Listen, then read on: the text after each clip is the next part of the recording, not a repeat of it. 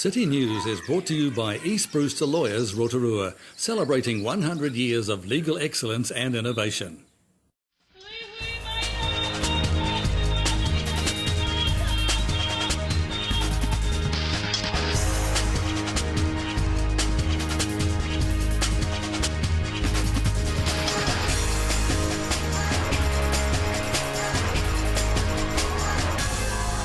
Good evening, Rotorua. Tonight on City News. More than 10,000 people attended the Rotorua Airport and Bay Trust Open Day yesterday. Tamati Coffee has been selected as Rotorua's Labour Party candidate for the upcoming general election. And Whakarewa beat Rotoiti in the opening round of Bayfair Baywide rugby competition. More than 10,000 people are estimated to have attended the Rotorua Airport and Bay Trust Open Day yesterday.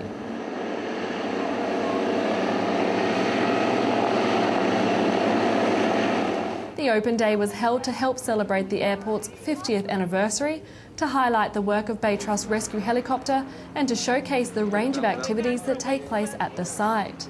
Airport Chief Executive Alastair Rhodes says he was thrilled with the turnout. For me, it's a fantastic day to really showcase what Rotorua is all about. We've got some fantastic weather here, the lakes are looking beautiful, we've got a bunch of really historic aircraft, and it's really all part of that kind of tourism experience. And I think for today, us, it's all about acknowledging the past and taking some of those lessons and learnings as we step into the future. So I'm really excited about today and where we're heading as the airport. You made the comment yourself, and as did others, that it has been a journey to get here, working with iwi and other councils, the Rotorua District Council, the Regional Council and so on. So quite satisfying to see it come to this point, though. It is really satisfying. The reality is all investments that we ever need to do in this airport have actually been made now. It's all about maximising the opportunity that we've got, increasing the number of flights, increasing the number of people through the airport. Benefits the airport, but more importantly, benefits the regional community as well.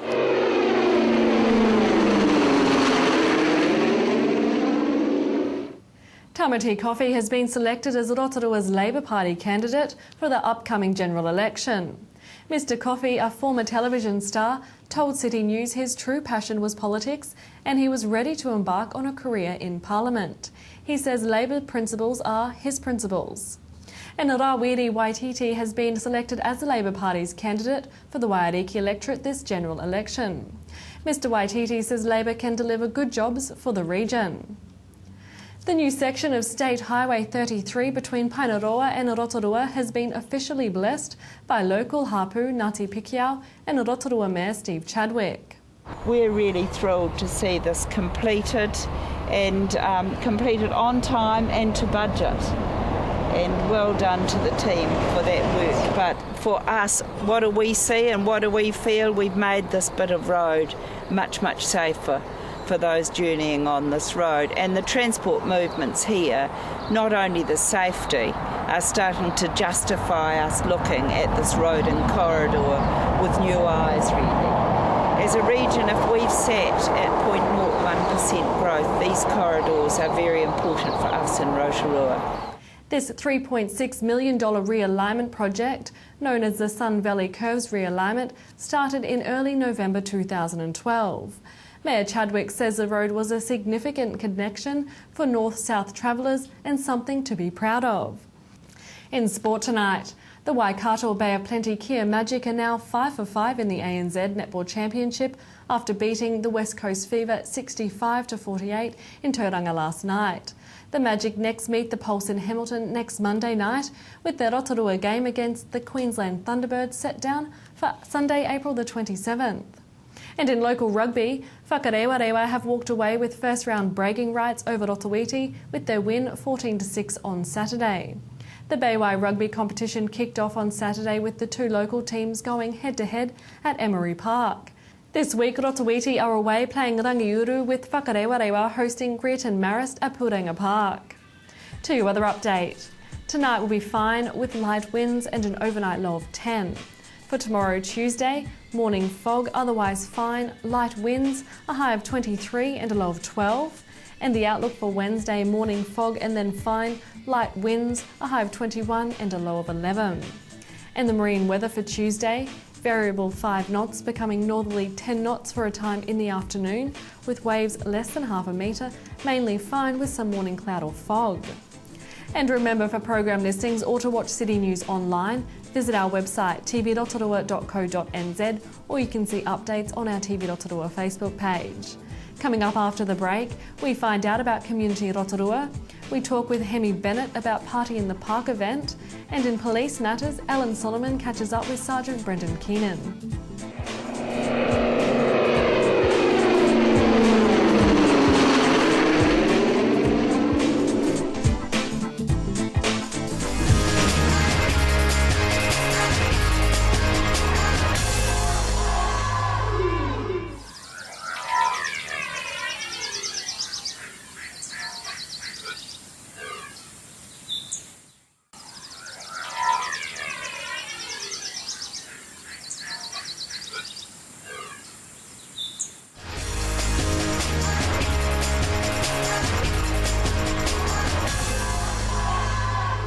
Well, it's great to hear about the different projects that are happening here at Community Rotorua, and we're going to carry on this conversation with Kylie and with Carol just to find out a little bit more detail about those projects. But then we're going to catch up with Hemi Bennett. Now, Hemi's got a very special job and a very special task here at Community Rotorua, so we're going to catch up him a little bit later in the interview.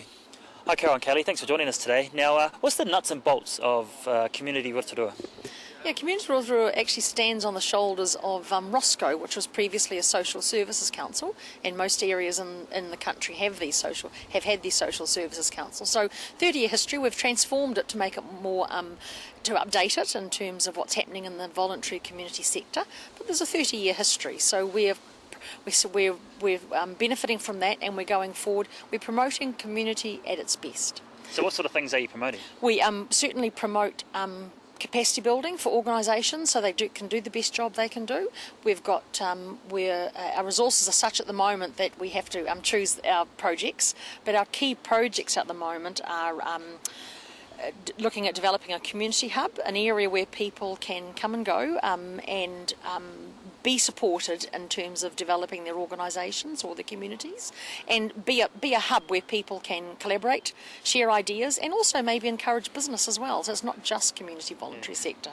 Now, you're the chairperson, so obviously you've got a busy job. Yeah, I have, and I think what's exciting about this type of work is that it's you're also doing it with people that are passionate, and it's exciting. So it's a work of pleasure, yeah. What about you, Kylie? What's your involvement? I've been involved with Community Rotorua since March last year, so it's been a huge eye-opener, and it's been a huge pleasure to work alongside Carol and Carolyn. They've got some really big sort of visions and stuff. So we've just been working on these projects and putting those together, and so that's kind of been my role. It's just kind of putting it into paper and making some service outlines and making a business plan and sort of moving them forward. So that's been my involvement. So So you're a bit of the backbone really of Community a Rotorua?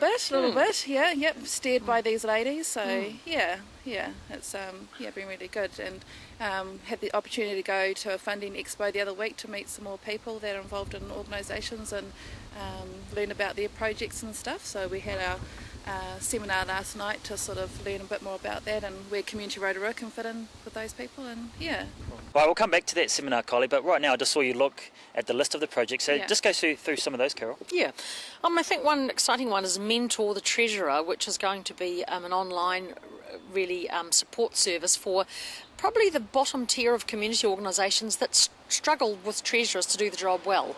And if you don't do that job well, your organisation can't do your mahi, can't do your work. So we're looking at that as that's being developed at the moment, but that could be rolled out nationally because there's a national need, and funders tell us that. That's exciting. The other thing is a stone soup spud caravan.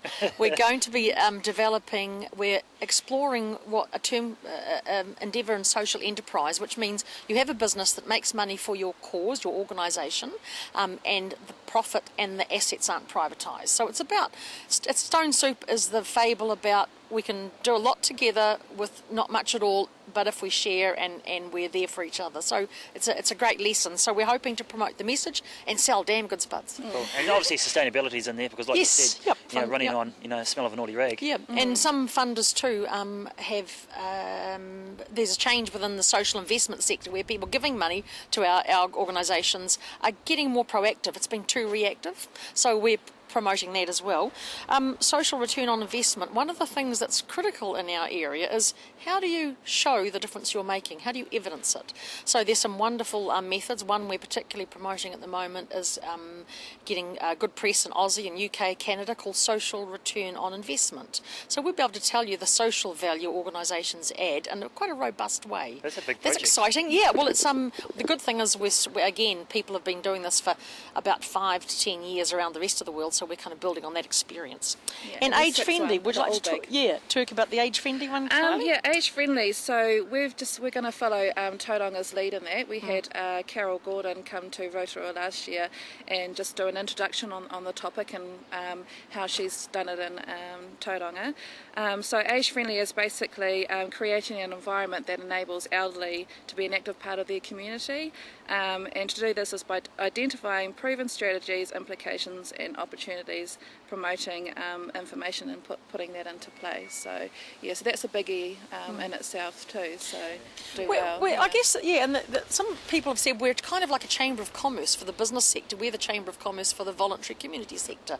So we're the go-to organisation for helping people strengthen their own organisations. So we don't do the work, but we strengthen the organisations that do the work. Yeah. Cool. Well, we'll leave it there because we're going to come back to you guys. So stay with us, all you guys at home, and especially our internet viewers. Come back straight after the break.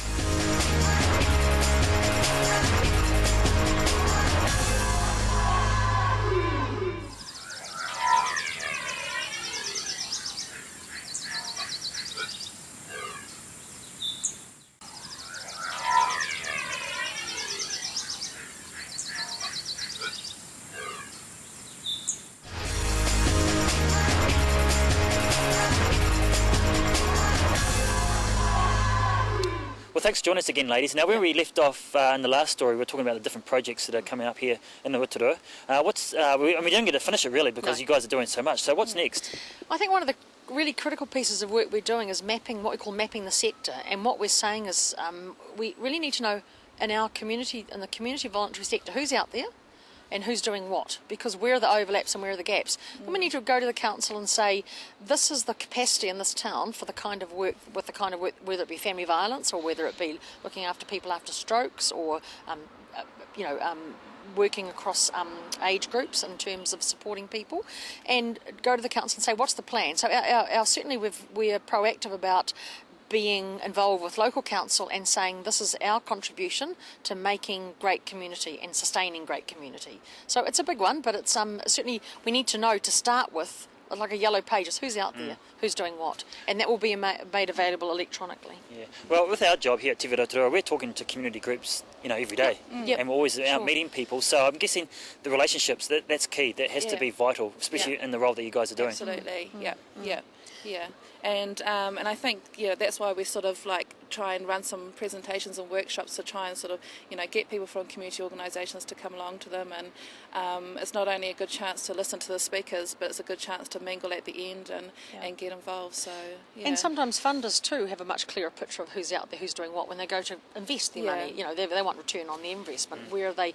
Who's getting it and who's out there? So we're very excited about completing that work by the end of the year, and so it's just finding ways to bring people together and Cool. Well, let's talk about bringing people together. How do people get involved if they want to help you guys out? Yeah, it would be really wonderful e-bulletin. Yeah, I put out an e-bulletin every week, so that has everything. I get emails from all sorts of community organisations about what they're up to. We advertise what we're up to as well. So, and we also sort of have items about things that affect community organisations, like the latest is the financial reporting is a new thing that's going to affect community organisations. And people can advertise freely on that. It's free for community organisations to advertise on there. Yeah. So do you guys have a physical space now?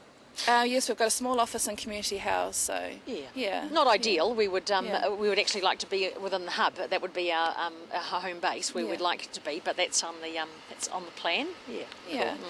Well, joining me now is Hemi Bennett. He's from Te Arawa Wi-Fi ICT Hub. Thanks for joining us today, Hemi. Now, what's your involvement with Community Rotorua? Community Rotorua, we're working on a community project. It's a collaboration project with involves iwi, Te Arawa Wi-Fi ICT Hub. The Wi-Fi stands for Whānau Intelligence Family Intergenerational. Well, that's a mouthful, isn't it? Yeah, it is. It has our values in our name. and we promote information communications technology. Now you're teaming up with Rotorua. Now he's a pretty onto it man when it comes to computers and things like that, especially with his own website. So obviously you guys are going to be quite busy, trying to get people involved with community Rotorua. Yep, well, we have a Facebook page, Te Arawa Wi-Fi ICT Facebook page, where we do local developments of community projects, Wi-Fi services. We've got a promotion of the Wi-Fi hub on the 16th of May this year coming up, where people will go on to Papai Oru down at the marae there, and we have different workshops with Rotorua community and people developing in application technology. We do cloud computing and Wi-Fi services. And is this open to anybody? Well, like I said, it's a community collaboration, so we've got the tick from iwi, the community groups, council, so it's a whole community development project for everybody. It's a big job. So it's like a shared resources of ICT, a one-stop shop where people can come in and put everything on the cloud, come in, use technology, iPads, develop digital developers for applications, and part of Rotorua's 2030 vision. Do you find in your job that sometimes maybe mature people are a little bit scared about the cloud and the understanding how it works and things like that? Oh, totally. So that's why we're developing really for senior programs, to get them into Facebook, Twitter, social media, because that's really the talk and dialogue today.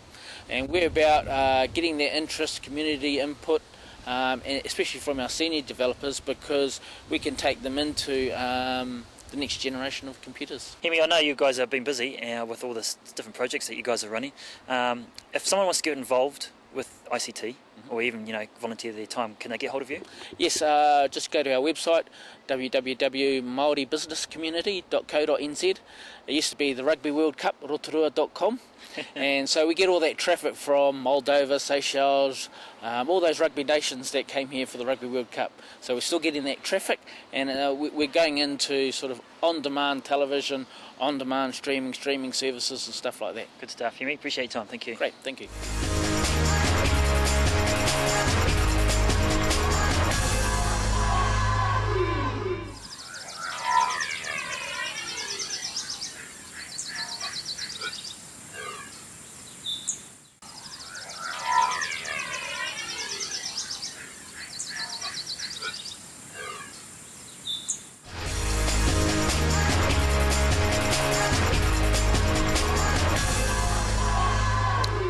Well, usually when we catch up with someone from the Rotorua Police, it's usually for a good reason or a bad reason, and today, probably not so good. With me today is Sergeant Brendan Kennan. Thanks for joining us today, Brendan. Now, a couple of fatalities on the roads here in Rotorua. Not good news for the community? No, certainly not. We went through almost quarter of the year with no fatalities. So in the last week we've had two, one on both state highways, one on State Highway 5 and one on State Highway 30. And both were involved crossing the centre line, which is a concern. It's that driver distraction type mentality. You've got to, when you're in a vehicle, you've got to treat it as a dangerous weapon and be certainly aware of other people that are out and about on the roads. And yeah, it's two preventable deaths, unfortunately.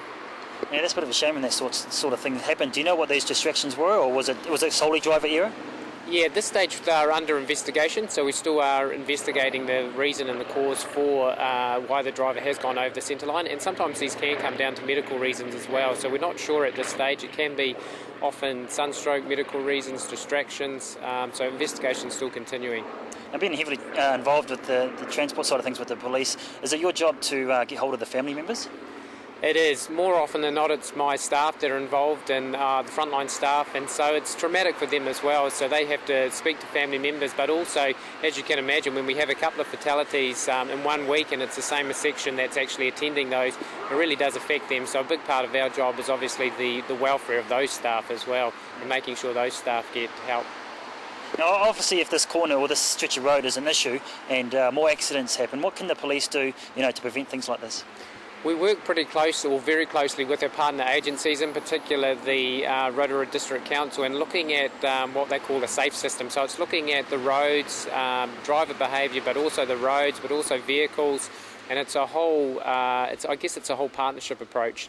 So from a police, we're more about the education and enforcement, but then if the roads aren't right or vehicles aren't right, then obviously, we need to work on that as well with those partner agencies. And obviously some responsibility obviously has to fall onto the public and to the drivers.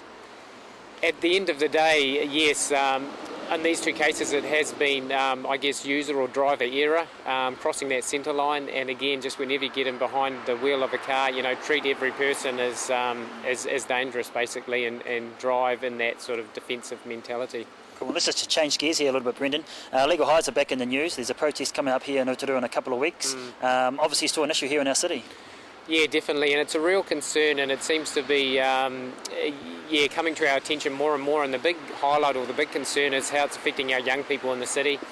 A lot of our young people are even getting to the stage where they're needing to get money and begging on the streets just to get money for the legal highs, because they're very addictive as well. I've heard of reports how they're affecting people's sleep patterns and just a very addictive nature. And when they're also taking these, a lot more, I guess, angry and agitated and violent than, especially when they're mixed with things as well, mixed with traditional smoking and even the energy drinks, a lot more dangerous than perhaps your traditional cannabis type smoking. Now you mentioned young people on the streets begging for money.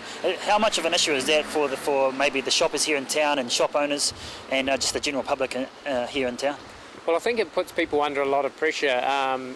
Certainly it's not a good look for the town or the city, and it puts people under pressure as well. And especially if they're already on a cycle of using legal highs, they may be sort of quite agitated and angry as well. So people certainly feel threatened about that. And I know just walking down the streets here, even with my own family, when you see that sort of behaviour, and especially outside some of the shops as well, it can be sort of quite a threatening environment for people.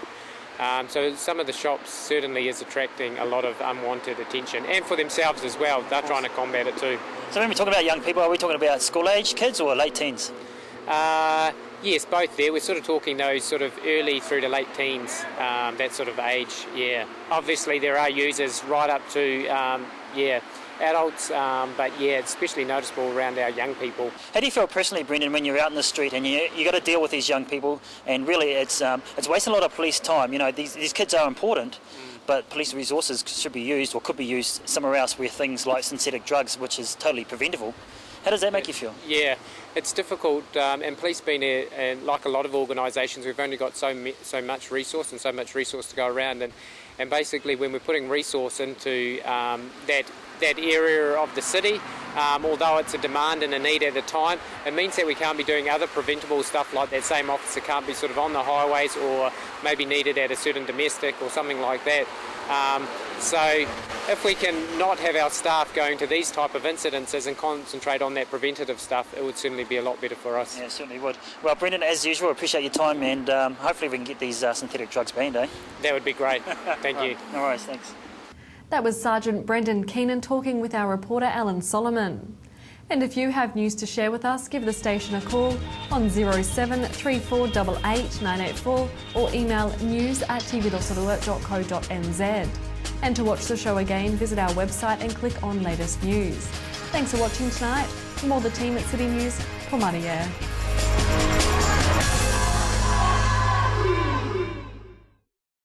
Supporting local content so you can see more of New Zealand on air. City News was brought to you by East Brewster Lawyers Rotorua, celebrating 100 years of legal excellence and innovation.